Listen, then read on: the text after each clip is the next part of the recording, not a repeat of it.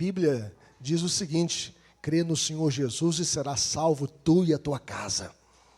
Você que tem os seus filhos fora da igreja, não desiste de orar para os seus filhos, porque o Senhor Jesus é quem pode cumprir essa promessa de salvar os seus filhos, a sua família, porque nós temos um pacto com Deus, nós temos uma aliança com Deus. Deus tem uma aliança com os pais e também com os seus filhos. E eu convido os irmãos a abrir as suas Bíblias comigo em Isaías capítulo 6. Eu sei que os irmãos vão aprofundar mais sobre a obediência e a aliança, e hoje eu vou falar apenas sobre a visão de Isaías. E eu convido os irmãos a abrir esse texto comigo. Você que está em casa também acompanhando a transmissão, abra sua Bíblia com fé e esperança para o nosso crescimento espiritual.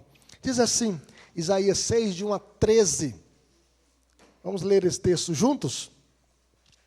No ano da morte do rei Uzias, eu vi o Senhor assentado sobre um alto e sublime trono, e as abas de suas vestes enchiam o templo.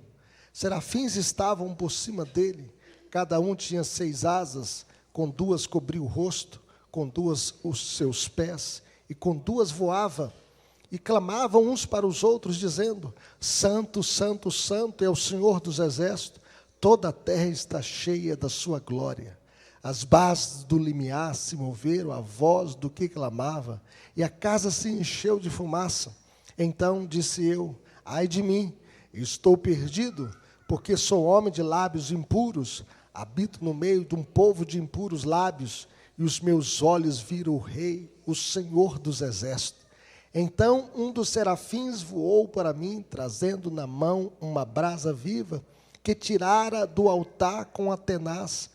Com a brasa tocou a minha boca e disse: eis que ela tocou os teus lábios, a tua iniquidade foi tirada, e perdoado o teu pecado. Depois disto, ouvi a voz do Senhor que dizia: a quem enviarei? E quem há de ir por nós? Disse eu: eis-me aqui, envia-me a mim. Então disse ele: vai e diz a este povo: ouvi, ouvi e não entendais, vede, vede, mas não percebais. Torna insensível o coração deste povo, endurece-lhe os ouvidos e fecha-lhe os olhos, para que não venha ele a ver com os olhos, a ouvir com os ouvidos, e a entender com o coração, e se converta e seja salvo. Então disse eu: até quando, Senhor? Ele respondeu: até que sejam desoladas as cidades e fiquem sem habitantes, as casas fiquem sem moradores, e a terra seja de todo assolada. E o Senhor afaste dela os homens, e no meio da terra seja grande o desamparo. Mas, se ainda ficar a 10ª parte dela, tornará a ser destruída, como o terebinto e como o carvalho, dos quais, depois de derribados, ainda fica o toco. Assim, a santa semente é o seu toco. Que Deus nos abençoe. Nós iremos orar pelas crianças, elas vão sair agora. Eu recebi um sinal aqui da Fernanda. Vamos orar pelas crianças. Vem as crianças aqui à frente, né? As crianças fazem parte do pacto com Cristo. A Cassiana está aqui. Vamos orar ao Senhor, pedindo ao Deus que o Senhor abençoe a vida das nossas crianças. E é tão bom ver os pais trazendo os seus filhos à casa de Deus, à presença de Deus, para receber a melhor instrução da palavra de Deus. E que Deus esteja abençoando a nossa escola bíblica dominical, a melhor escola do mundo, onde nós aprendemos da palavra de Deus. Vamos orar. Pai querido, abençoe a vida dessas crianças, que elas sejam cheias do Espírito Santo, que elas possam amar o Senhor de todo o coração, de toda a alma, com todas as suas forças, com todo o seu entendimento, e que essas crianças possam aprender mais e mais da palavra do Senhor, que essa escola dominical, Senhor, seja, ó Deus, um lugar de treinamento, um lugar de crescimento espiritual na nossa vida e na vida dos nossos filhos. É o que nós te pedimos, no nome de Jesus, para a glória de Jesus. Amém. Podeis ir, que Deus abençoe a vida das nossas crianças, Deus abençoe a vida dos nossos professores, né, da Escola Bíblica Dominical, no departamento infantil. Irmãos, tudo que nós fazemos na presença de Deus. Há uma expressão, Corandel, que é uma expressão em latim que diz diante da face de Deus, perante o Senhor. E tudo que nós fazemos na presença de Deus, seja o que for bom, seja o que for mal, o certo ou errado, tudo nós fazemos na presença de Deus. De igual forma, no ano da morte do rei Uzias, o profeta Isaías teve uma visão que impactou a sua vida. Ele teve uma grande experiência com Deus. Ele viu os anjos voando no templo celestial, cantando, Santo, Santo, Santo, é o Senhor dos Exércitos, e toda a terra está cheia da sua glória. E essa experiência que ele teve com Deus mudou a sua vida. E a grande ideia dessa passagem, meus irmãos, é que a experiência com Deus muda a nossa cosmovisão. E, em primeiro lugar, ele viu o Senhor.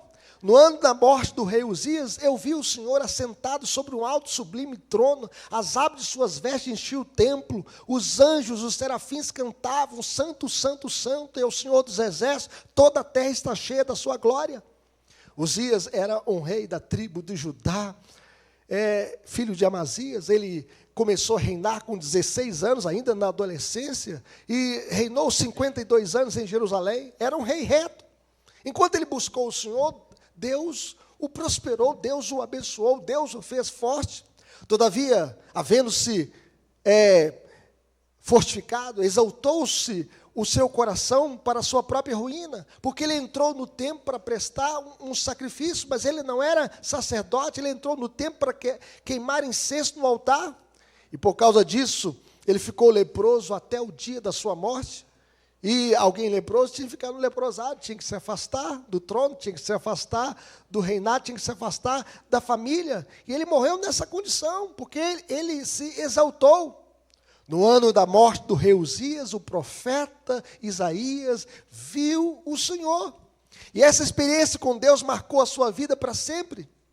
Ainda que um grande rei tivesse deixado o trono na terra, o maior dos reis continuava sentado no trono celestial. O reino dos homens passará, mas o reino de Deus é eterno, jamais passará.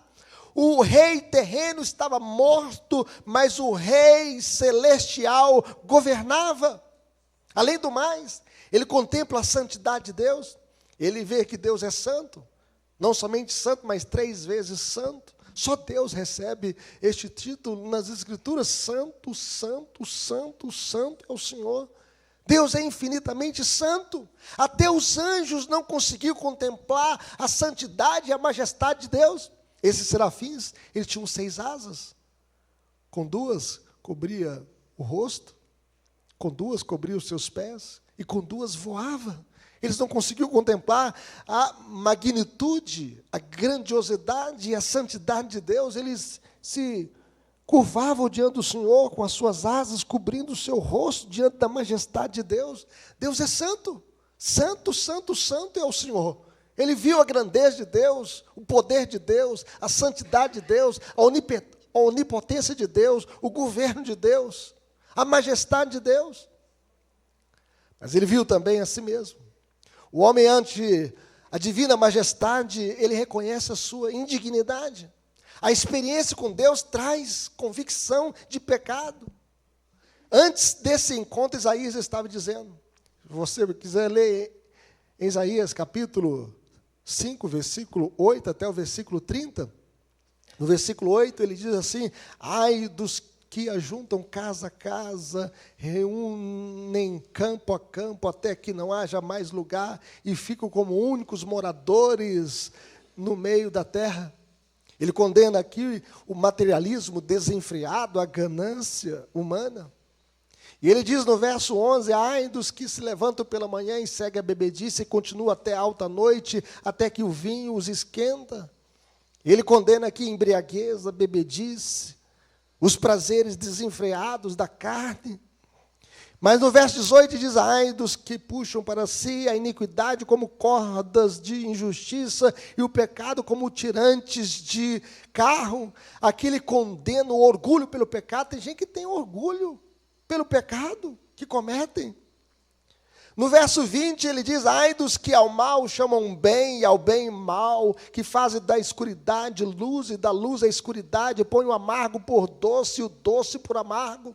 Aqui ele condena a inversão ética dos valores. Quantas pessoas chamando o mal de bem e o bem de mal. E no verso 21 ele diz: ai dos que são sábios aos seus próprios olhos e prudentes em seu próprio conceito. Aqui ele condena o orgulho pessoal. Porque a Bíblia diz que Deus resiste aos soberbos, mas a sua graça Ele dá aos humildes. No verso 23 ele diz: ai dos que justificam o ímpio por presentes e ao justo negam justiça. E aqui ele condena a perversão da justiça. Ele fala dos juízes iníquos, dos juízes perversos, que condenam o justo, que negam justiça o justo, mas justificam o ímpio por presentes. Mas agora, ele vê a sua própria condenação. Ele clama a misericórdia de Deus. Ele diz: ai de mim, estou perdido. Ele reconhece o seu próprio pecado. Ele olha para o seu próprio coração, diante da grandeza de Deus, da majestade de Deus, da santidade de Deus. Ele enxerga a si mesmo como um pecador perdido. E ele diz: porque sou homem de lábios impuros, habito no meio de um povo de impuros lábios, e os meus olhos viram o Rei, o Senhor dos Exércitos. Aqui ele reconhece a sua indignidade, ele vê que não pode salvar a si mesmo, que ele precisa de um Redentor, ele vê o seu pecado e o pecado do seu povo. Porque sou homem de lábios impuros, habito no meio de um povo de impuros lábios, e os meus olhos viram o Rei, o Senhor dos Exércitos. A nossa geração também, meus irmãos, é uma geração impura. Nós somos pecadores e também vivemos no meio de uma geração impura e profana. Fizeram até a Santa Ceia LGBTQIA+, na abertura das Olimpíadas em Paris. Essa é a Santa Ceia da blasfêmia, da zombaria contra Deus, contra a santidade de Deus. O propósito é atacar a fé cristã, destruir a família, zombar de Cristo e de sua igreja. Essa é uma agenda de gênero, uma agenda anticristã, uma agenda anticristo, antideus. Mas a agenda da igreja é a agenda da cruz. Porque na cruz Jesus resolveu o nosso maior problema. Só em Cristo nós temos perdão, a graça, a libertação, a cura de todos os nossos pecados. Por isso, nessa experiência, ele viu o perdão de Deus. Isaías ficou tão aterrado que ele se arrependeu dos seus pecados. E a Bíblia diz que Deus tocou a sua boca com a brasa tirada do altar. A sua iniquidade foi tirada e perdoado o seu pecado. O texto diz: eis que ela tocou os teus lábios, a tua iniquidade foi tirada e perdoado o teu pecado. A culpa do pecado, meus irmãos, é removida pela graça de Deus. Deus usa pecadores restaurados pela graça de Deus. O ser humano não tem justiça própria. Ele precisa do toque da graça de Deus. Somos salvos pela obra de Cristo na cruz. Somos justificados pelos méritos de Cristo. O diabo tem todos os motivos para nos acusar diante de Deus por causa dos nossos pecados. Quem nos acusará? Deus é quem nos justifica. Quem nos condenará? Aquele que morreu por nós, ressuscitou dentre os mortos, e está sentado à direita de Deus Pai, intercedendo por nós. Nós temos a justificação dos nossos pecados por causa do sangue de Jesus. Justificados, pois, mediante a fé, temos paz com Deus, por intermédio de nosso Senhor e Salvador, Cristo Jesus. Sem Ele nós estamos perdidos, fulminados, condenados, mas em Cristo nós temos o perdão, a graça. Diante da nossa fraqueza, diante dos nossos pecados, nós devemos correr para a cruz e olhar para Cristo, porque naquele madeiro, Cristo Jesus foi condenado pelos nossos pecados. Deus não poderia perdoar os nossos pecados se não fosse por meio da cruz, porque alguém deveria morrer, alguém deveria derramar o sangue, alguém deveria ser sacrificado em nosso lugar. E esse foi o Filho de Deus, que derramou o seu sangue para nos purificar de todos os nossos pecados. Mas em quarto lugar, ele viu que a fidelidade ao chamado de Deus é mais importante do que o nosso sucesso exterior. Isaías respondeu ao chamado de Deus, apesar de saber que o seu ministério seria difícil e impopular. O texto diz que depois disso ouvi a voz do Senhor que dizia: a quem enviarei? A quem há de ir por nós? Disse eu: eis-me aqui, envia-me a mim. O chamado ineficaz do Senhor dobrou o coração de Isaías a cumprir a sua vocação. Por isso ele respondeu: eis-me aqui, Senhor, envia-me a mim. O seu ministério seria difícil. Então disse: vai e diz a este povo: ouvi, ouvi, e não entendais. Vede, vede, mas não percebais. Torna insensível o coração deste povo, endurece-lhe os ouvidos e feche-lhe os olhos, para que não venha ele a ver com os olhos, a ouvir com os ouvidos, a entender com o coração, e se converta e seja salvo. O povo estava surdo, cego e de coração empedernido, um coração duro. Isaías então pergunta: até quando, Senhor? Ele respondeu: até que sejam desoladas as cidades e fiquem sem habitantes, as casas fiquem sem moradores, e a terra seja toda assolada, e o Senhor afaste dela os homens, e no meio da terra seja grande o desamparo. Em outras palavras, até que todas as pessoas que se rebelaram contra Deus sejam eliminadas pela espada, pela fome, pela pestilência, ou sejam levadas para o cativeiro. Porque aqueles que se rebelam contra Deus não têm um final feliz, têm um final de destruição e de condenação. Ninguém é feliz sem Deus. Nós vivemos numa geração que eles querem matar a Deus, como Nietzsche, que diz que Deus está morto, mas ele morreu em 1900 e Deus continua vivo. Aqueles que se levantam contra Deus, meus irmãos, têm um final triste. Se você estudar a história de Nietzsche, por exemplo, ele morreu louco.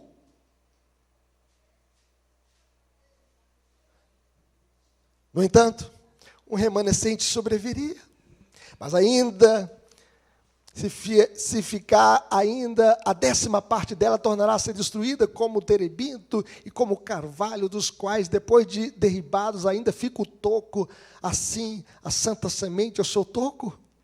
Ele veio aqui como se uma floresta que fosse devastada, e as árvores queimadas, derribadas, mas ali ficaria um toco, e quando viesse a primeira chuva, aquele toco ia brotar novamente, aquela árvore ia renascer. Seria como um toco de uma árvore caída, de onde os rebentos brotariam e dariam continuidade à verdadeira fé na terra.